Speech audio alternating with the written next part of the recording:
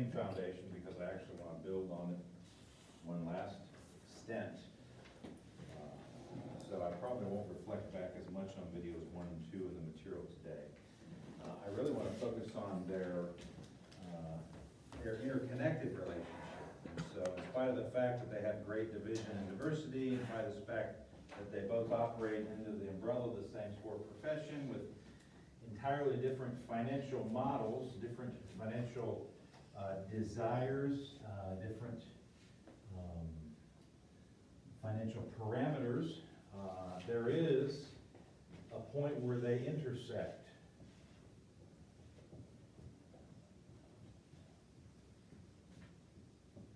And they often work together.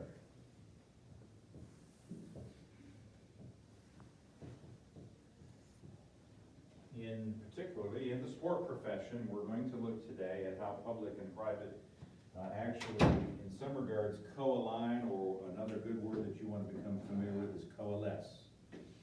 And so we're going to come to understanding how public and private financing of sport can be partnered together, and how you may not even be aware of that. So in this regards, they're intersecting and working together to serve the purposes of the sport consumer in the sport profession. And here's how that works. In the public sector, communities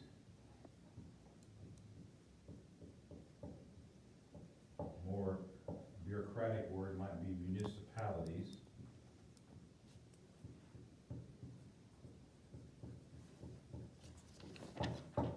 They often want to offer the public sport options.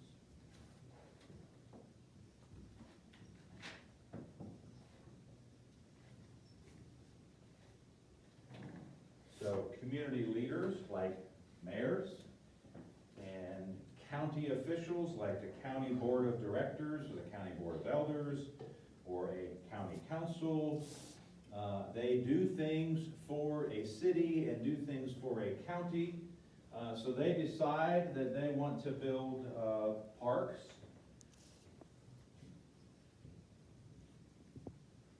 They want to build public golf courses. They want to build public swimming holes, skate parks, tennis complex. This is for public use. This is for the general populace to go and use for free. Now, they may charge fees for the Pee Wee football or the Pee Wee soccer.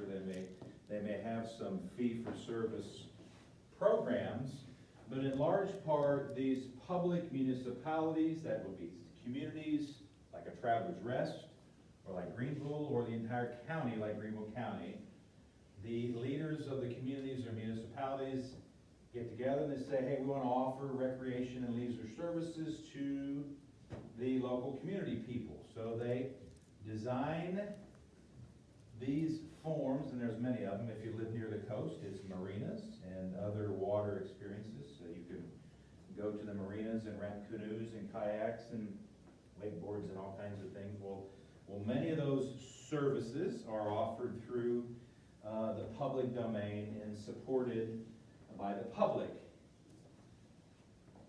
Now, these are your traditional recreation,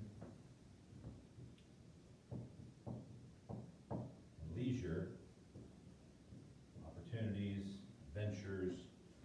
You go hike in the mountains, you want to stay at the campsite, you want to rent the campsite, you want to rent the kayaks, the canoes, the wakeboards, all that stuff. All that comes out of the state. Has Department of Natural Resources. Your local area, they've got the recreation departments and recreation districts, and they got the water districts, and depending on where you are.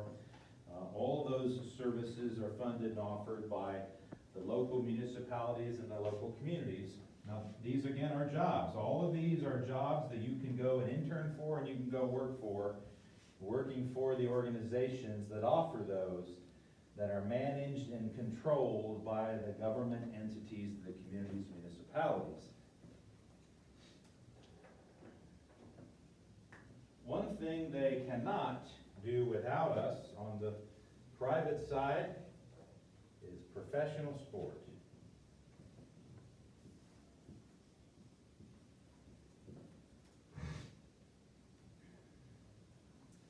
Remember, the leagues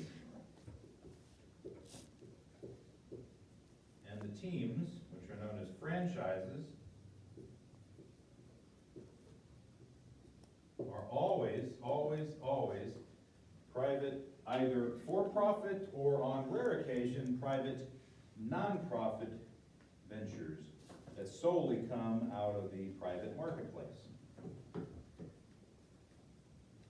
Communities, however, have a desire to provide entertainment, remember sport is entertainment, and opportunities to entertain people through professional sport, and that would be both major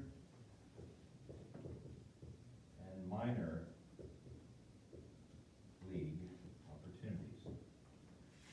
And in communities with large populace of people, Greenville has several 100,000 that live in the regional area, Atlanta has several million, Chicago and New York have tens of millions. When you have large volumes of people like to be entertained, similar to the Roman times, the Colosseum is built and you offer them entertainment. If you watch Gladiator, you might get a first-hand look. If you studied in our history and philosophy of sport class, you might have learned more about the Roman sport, the Pantheon, the Colosseum, and some of those things that we did back then. Not too dissimilar to that, but really quite similar, is that communities want to gather and satisfy the appetite of people who like to be entertained. We'd like to lure and attract professional sport to come to our communities. So these communities work hard to attract this and these people who operate leagues and franchises in the private sector. And one of the best ways they do that is to build us a nice facility. So what these guys do is they, through the procurement or allotment of monies, decide that they want to lure a baseball team, so they'll build a stadium, an arena, or convention center.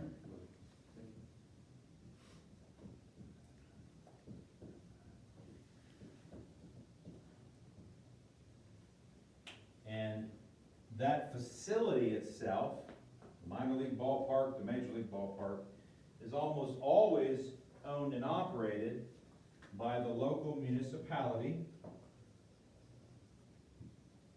which is a public government entity. So if you go around the country today, the minor league ball stadiums, the minor league basketball arenas, the major league ball stadiums, the major league football stadiums, the major league soccer complex, to the major league arenas, the convocation centers where the sports go in and out on a regular basis, those are always owned and operated by the public, the city municipalities. And then they're used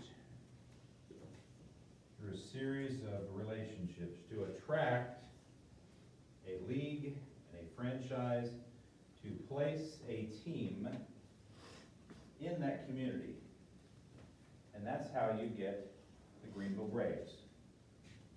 You have a private franchise lured and attracted into a community to play at a publicly owned, publicly funded, publicly supported stadium. And before them it was something else, and before them it was something else, and we've had pro soccer, and we've had hockey, and we've had just about every other kind, and most cities see that. And so it is Cleveland that offers the stadium to the Browns or the Indians, the arena for the Cavs. It is New York. It is, you can go around the country, and with a few exceptions, those facilities are owned, like Dan Schneider actually owns the stadium where the Redskins play, or whatever their name is now. With few exceptions, 99% of all of the major sport complexes are publicly owned, publicly funded, publicly subsidized. One of my favorite words. If you care about finance, you'll understand. So SID is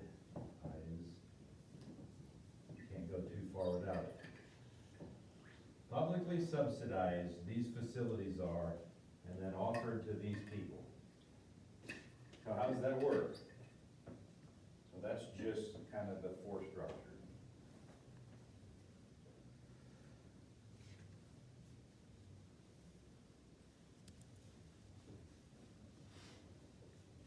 How that works is these organizations are owned by, well, who owns franchises? Families. The Mara family have owned, the Rooney family have owned, the Steinbrenner family.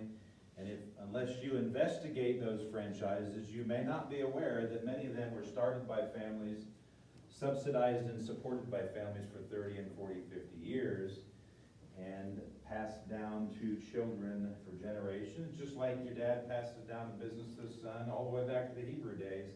It's far from uncommon. Sometimes individuals, it's most likely not individuals.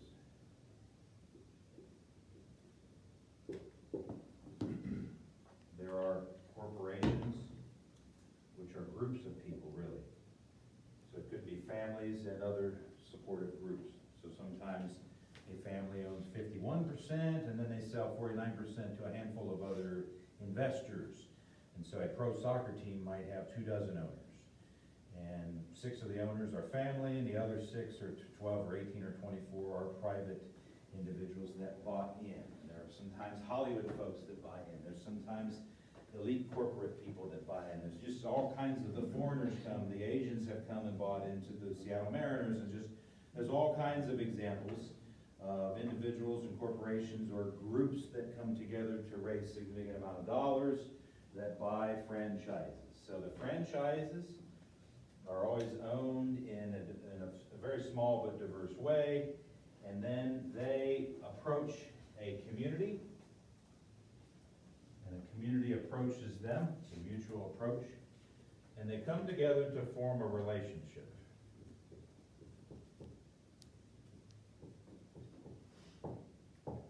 The team says, okay, we'll bring a team to town for 10 years, and we'll do this, and we'll offer this, and we'll do this, and we'll be this. That's called concessions.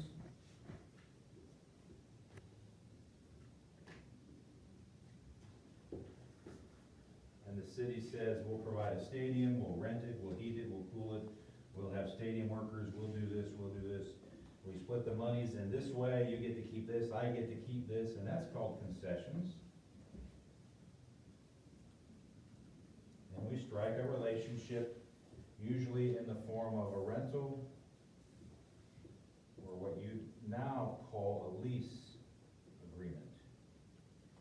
And the franchise rents and leases the stadium from the community. Again, with few exceptions. In most instances, 95% or more, the team that is there doesn't own the facility, doesn't have the rights to ownership, and is just a lease tenant. Similar to some of you who might lease an apartment. You have a lease, you're held and bound by the obligations of the lease. You must keep up your end, they keep up their end, together we work together. You promote the team, we manage the facility.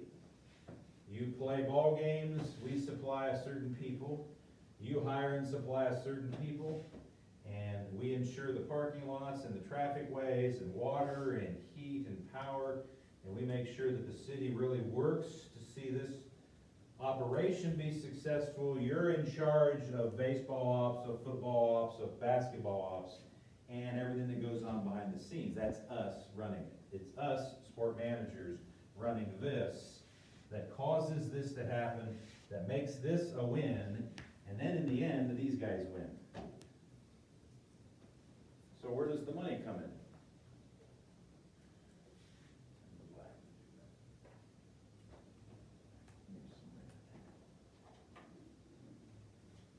Well, when you're renting something, you're making payments. So the franchise, pays through a rental agreement the municipalities. Might be $1 million a year, $2 million a year. Might be $100,000 a month plus a percentage of tickets and a percentage of parking. There's all kinds of rental arrangements in these particular scenarios. But usually usually what happens is the municipalities establish a ground-based rental number, and then there are considerations built into that. And so maybe that's $10,000 a month plus 50% of all tickets and parking, or maybe it's 100% parking and 10% food and beverage. I mean, there's just all kinds of combinations. And so what happens is the organizations work out the concessions on those. That would be all of these stipulations. So concessions in this case is not food and beverage. The concession is all of the stipulations built into the arrangement. You keep the parking lot clean, I supply the parking lot attendance. You charge $10 a person, you turn it in, every month we get an accounting of that because we get 50%. So they're working together on that. You can sell all the food and beverage you want, just give us 10% of the proceeds, okay, we can do that. You provide the insurance on the building and grounds and the overall macro insurance. If anybody gets hurt, it's the cause of the building. You absorb that. We insure this, and this. So they have individual insurance policies that overlap and that work together. So what happens is these franchise owners who are running private businesses have their business and financial models set up, and they know how much money they can generate and how much money they can make from baseball, football, basketball, hockey, and soccer, and they're willing to pay somebody to build us a facility, to keep the facility maintained, and to host us. If you've ever rented an apartment, you don't want to build an apartment, you don't want to maintain an apartment, you just want to stay there for a short time period. And you want to throw all the responsibility of the building and grounds onto the apartment complex. And if you have a good apartment complex that manages it well, they generally keep it up well, they generally respond well, they generally maintain it well. Sometimes you have some not so good owners, but sometimes if you really land a good situation, you can see how integral it is. These guys don't want to own facilities because they're not in the business of real estate. These guys are in the business of baseball, soccer, golf, arena, water sports, whatever it is, whatever setting. These guys run sport businesses and are good at that, and they know how to make money. They don't want to own a big Cadillac parking lot and a big bunch of concrete and a big facility or stadium, so they like to throw that over to this side. This side is prepared to handle that because these people run a city or a community, and they're good with water and power and sewage, and they got police and fire and first responders. They're good with the hospitals, and so all of those what are called infrastructure amenities that are necessary to make this work. These guys provide all that. They're supposed to be good at doing that. And the truth is, if both sides will actually honorably live up to their side of the bargain, the relationship, everybody wins. And so what happens is cities, usually when they build a stadium, they've got to repay it. So having a renter there, somebody renting, provides some, if not all, of the remuneration to pay back on the construction of it. We build a city, we build a stadium, let's say for example, well I know this for a fact, but let's say for example, that Greenville decides to build, this is just an example, a baseball stadium, and it costs $10 million. And then we sign a team to be there for 10 years, and they will pay, let's say, $500,000 a year for 10 years. Then that adds up to $5 million. So the cost of building it is $10 million. We can recoup the first $5 million by the rental payment, and then there's some subsequent monies that go back and forth. But then we can hire a bunch of people. So another one of the benefits is that the city can hire people to work at the stadium, and we can require the team to hire a certain number of local people. So all your labor jobs on both sides are required to be locals. Taxes required to go locally. Sponsorships must stay local. There's lots of ways to do that. So you're driving the business locally. You're driving the employment locally, you're driving the taxation locally, and again, both sides win on that. So cities are often more than willing to float a significant amount of dollars in order to construct a nice stadium, arena, convention center to lure, attract a team there, a team that will pay and that will offer all of these concessions or amenities, a certain taxes and a certain amount of jobs and use the local market and a certain amount of sponsorship that has to be local, a certain amount of marketing that has to be local, and a lot of local investment. So the team then wants to really market locally. They're going to use local firms and local agencies to market to the locals. Some of that is called CSR. If you've never heard that term in marketing, CSR, corporate social responsibility, where organizations that make a lot of money, like private professional franchises, will often pour that money back into the local community, supporting schools, supporting libraries, doing local events, and using local vendors and local sponsors and supporters to their benefit. It's just a wonderful relationship. And so then you find franchises that do a lot of business locally. They begin to build their brand locally. It makes people happy. You like that team, you support that team. That builds brand identity, brand awareness, and brand recognition, and everybody wins on that. A lot of people are hired and employed part-time, full-time through the franchise, and then the county or the city has to maintain the facility, so there's full-time employees that manage the facility full-time. So it enhances the employment base. Second thing it does is it brings in outsiders. So there is this clear notion that people outside the community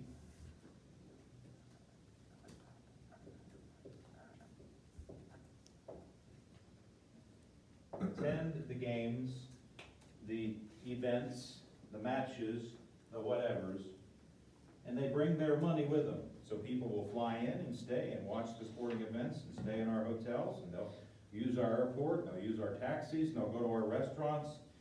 And there is clear indication that a successful local franchise draws money from outside the local community into the local community. Now, there's a wonderful set of names for that.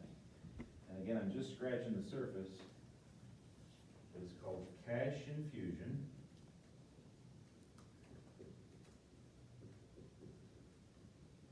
I hold a baseball series this weekend from an out-of-town team, and a bunch of the out-of-town folks come and they stay in hotels and they drive in and they park and they eat at our restaurants and they go downtown and they buy from Mass General and several of the other stores and the Cold Stone Creamery. Then they go to the games and then they leave, and they've deposited a certain amount of their money from that they earned outside the community, and they brought their cash and they infused it into our community. And who wins? The community wins. The community benefits from outsiders coming in and supporting our local sport. Well, if that happens, then it happens a lot, and that happens well, which sometimes it does, many times it does. These community organizers realize that it's in the best interest of the public to continue to keep these guys happy, because they're already doing a lot for us, but they're also bringing in outside money and outside notoriety and outside media attention and all of this stuff that supports that. And a good set of community leaders, they're not always good, they're hard to find, and a good set of sport franchise owners and leaders, they're not always good, they're hard to find. But if the two of them can see the benefits of this relationship and work together, the community always wins and the franchises always benefit. And that has been actually fairly proven and predominant for the last few decades. In fact, so much so that in your readings in the book earlier in the term, you should have read about the growth of the 1990s, where we tremendously built brand new minor league ball stadiums in just about every place you could imagine in this country, because we realized that minor league professional sport supports the local community and funds further professional sport, and everybody won on that. Hence, we have hundreds of minor league baseball teams, we have dozens of minor league football and hockey and soccer and some of the other satellite tennis tournaments and bowling tournaments and all kinds of water events. And so even the single one weekend event coming in out of your convention centers, your convocation centers, all of that benefits the local community, provides entertainment, because like the Roman Empire, people want to be entertained. And these guys benefit from hosting successful events that are well-funded, and when done well, they can make a lot of money off them. Hence, we realize that of all sporting events in America, it is the US Open tennis tournament, a 2-week event that rakes in hundreds of millions of dollars of profit. If you do local events well, you can make a lot of money out of them. And everybody wins. Now, there have been some issues through the more recent years, so it does behoove us to consider some of the issues at hand. I think I'll give it some new space.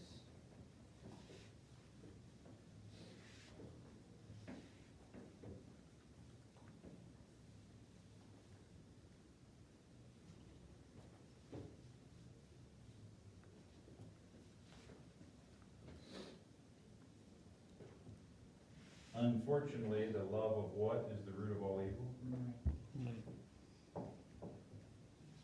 I will just surmise that to one word: greed. And I won't place blame in any one particular area, but it is the private sector and the business owner that can get a little too greedy. And through the 21st century, we saw a handful of things, which we've already discussed a couple of times. We saw that franchise owners would demand new or updated stadiums, arenas,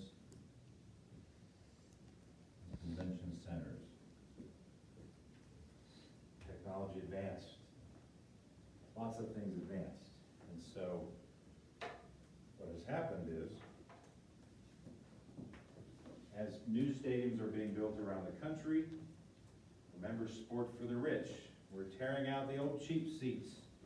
And we're building in luxury suites and luxury boxes that we can charge corporations and rich folks. Private seat licenses that we can charge them more for. Well, who gets that money? Those monies are split between the two organizations, and in a lot of instances, the team actually gets a majority of those monies.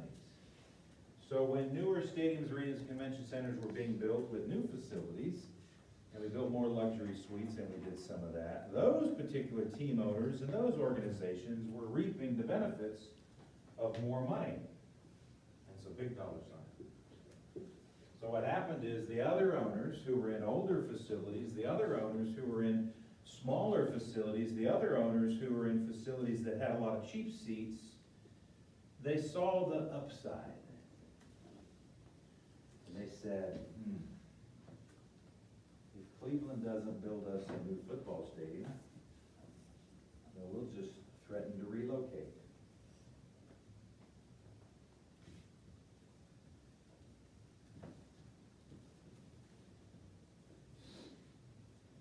And Cleveland said, we just built the Cleveland Indians a brand new stadium 2 years ago. We're going to be funding that at $300 million for the next 20 years. Cleveland doesn't have any money for a new Brown stadium. And so the Browns said, are you sure you want to do that? We're like, well, we don't have it. And so they left, and they moved to Baltimore. And Baltimore built them a state-of-the-art facility so the Modell family could have lots of luxury suites.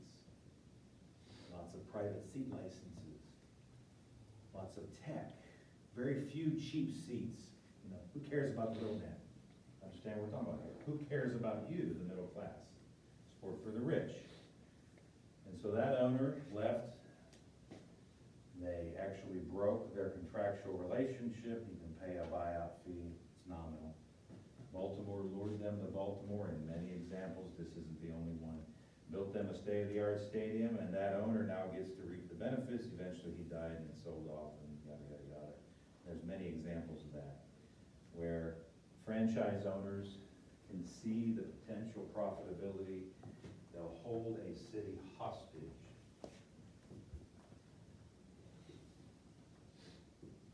Hostage for more money. And the city may cave and upgrade facilities, the city may cave. And Chicago built a brand new baseball stadium right across the street from the old baseball stadium, just to keep the team there because of the community involvement. And then it may work to their advantage to manipulate the system, hold the city hostage, threaten to relocate, demand upgrades, all in the name of getting more money. The city doesn't really win that much on that. Facilities are nicer and newer, yes, but who pays for those? Taxpayers.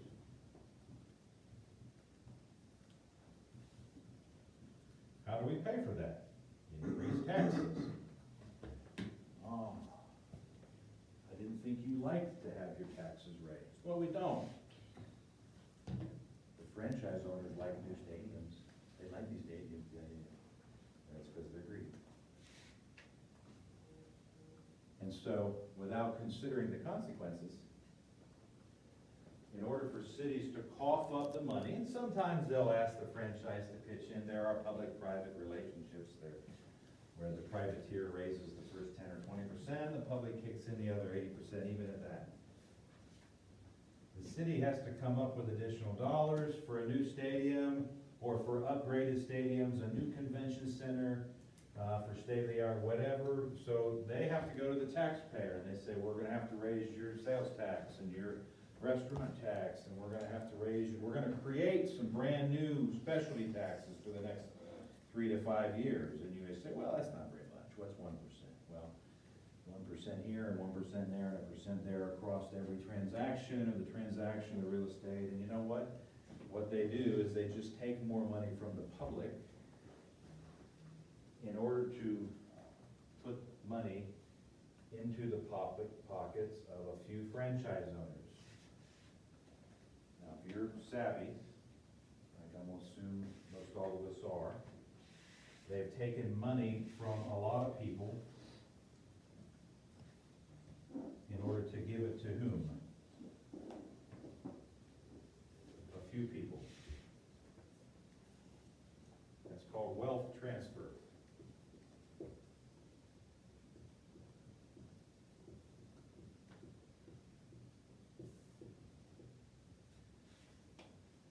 Most greedy people in this world don't want you to have money. They want you to give them their money. They want to keep you poor and endowed or endeared to them. Maybe enslaved is not the right word, but ever so grateful. So they figure out schemes and mechanisms of wealth transfer. Every time the government borrows more money, they have to tax you more to float that money. So whether they're paying for abortions out of the country, or they're paying for this, or they're paying for that, they're private military wars that you have no idea. Any number of private schemes and black ops they don't ever tell you about, you have to pay for it.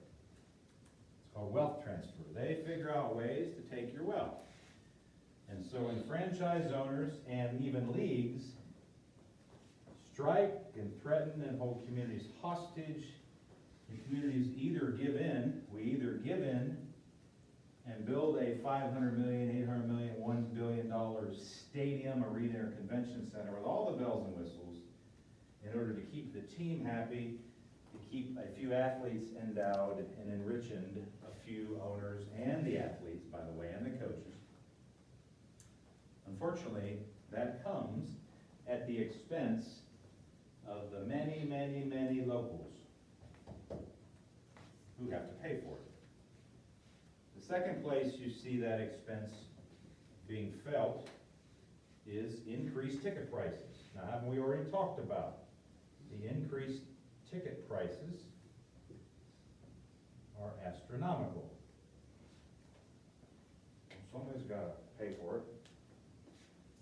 And it's gotta happen in multiple levels in multiple ways.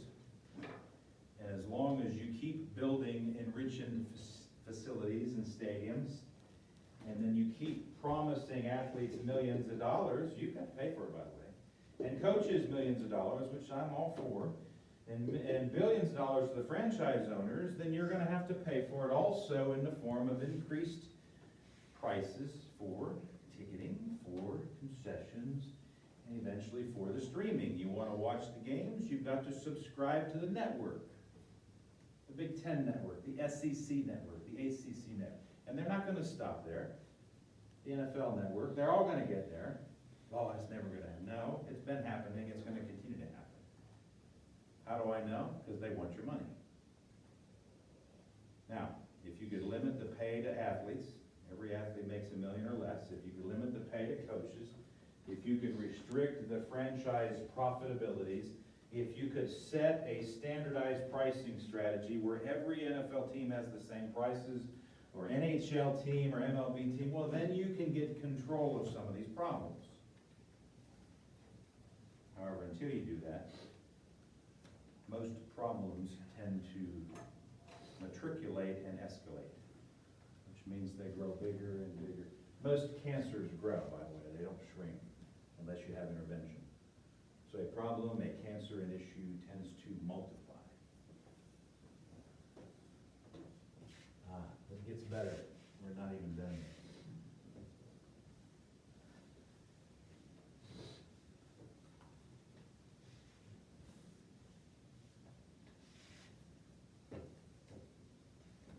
These people over here who run the cities, well, they have the franchises saying they want new stadiums, new facilities. But we also have the medical community saying, well, we need a new hospital. And we have the police department saying, well, we need more first responders. And the water people saying, we need new water lines. We need more pressure. The more businesses you add, power, sewage, we need more trash, because there's way too much trash being generated. We need soup kitchens. Why? Because there's homeless people on every corner.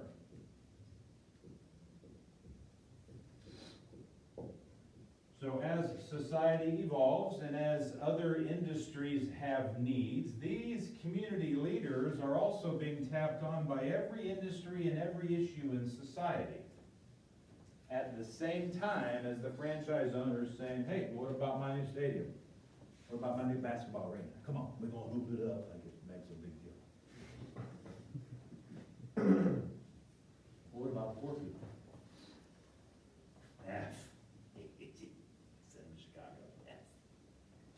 Bus tickets, just Asheville, let's just send one to Asheville. No, can't do that. So what do? So communities and municipalities now have to make more ethical financial decisions. Oh, ethical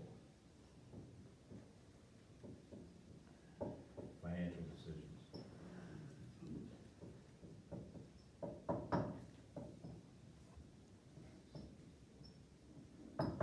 They have to consider something we learned over the past few weeks. What is the opportunity cost?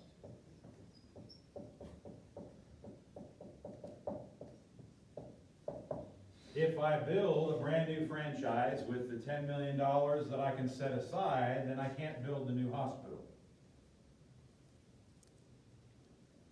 Okay? I thought the hospital and the medical needs of the community were more important than entertainment needs. He needs another hospital. Let them people die. No, that's not how we treat people. First responders, let's just defund the police, put that money into sport. Okay, and then you'll have people burglarizing your house every night of the week. Let me know if somebody responds when you call 911, nobody answers. Now, we can't have that. We don't need firemen, let those houses burn. No, that's not really prudent or ethical. So communities have to decide when there are community-based needs, do I give money to the franchise that's threatening to leave? Or do I put money to the welfare needs of the individuals in my community? And that's a hard one. Now, hopefully, if you get mature with me and you look through your Christian worldview, you would quickly realize that if these needs are valid and reliable, if the data is valid and reliable, if we can substantiate the valid and reliable needs, we probably should be putting money toward the more greater good of the well-being of the people, the populace. So we're not going to sacrifice the opportunity cost. I'm not going to sacrifice these for a new franchise. They are going to have to wait. But they don't all wait. Some of them move to Las Vegas, or they move to Baltimore, and they'll move to Oklahoma City and leave where they previously were, because they want bigger and better.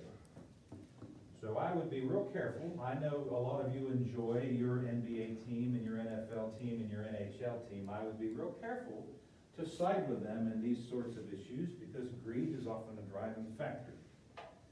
And I would be more fiscally, prudently conscious of the opportunity, sacrifices, and costs of the well-being of the public when a community says, we need more first responders, EMTs and paramedics. We need to have a new power grid in Greenville County.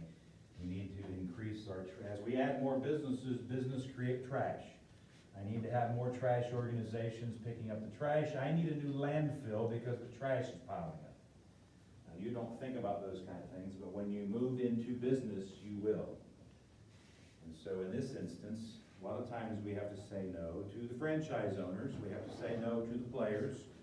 I'm sorry, if you don't like that locker room you're in, just build yourself a new one. I can't do it right now. And sometimes you gotta say no to them. And sometimes they leave, and sometimes they wise up, and they'll help support communities through corporate social responsibility.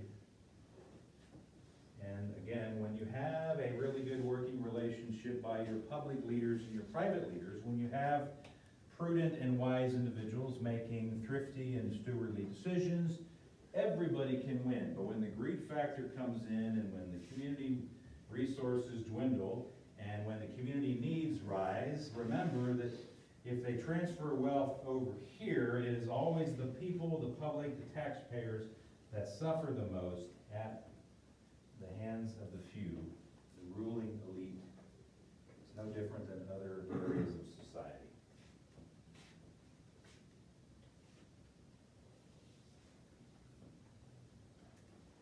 Let's see if there's anything else I left out.